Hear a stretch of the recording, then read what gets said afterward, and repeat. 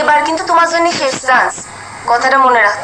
কে কি জন্য শেষ চান্স হবে? কি জন্য?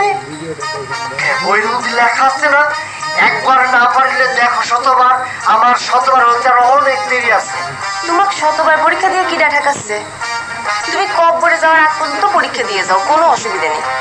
তবে এইবার পাশ করে যদি স্কুল ত্যাগ করতে না পারিছো, তাহলে আমাকে ম্যাডাম করে টাকা লাগবে। আমার হাই স্কুলে জয়েন করা কিন্তু টাকা বের পারবে না। তোমার মুখের দিক স্যার মেলা দেরি করে ফেলেছি। বুঝতে পেরেছি, তোমরা সকলে মিলে আমার সাথে শত্রুতা শুরু করে দিয়েছো।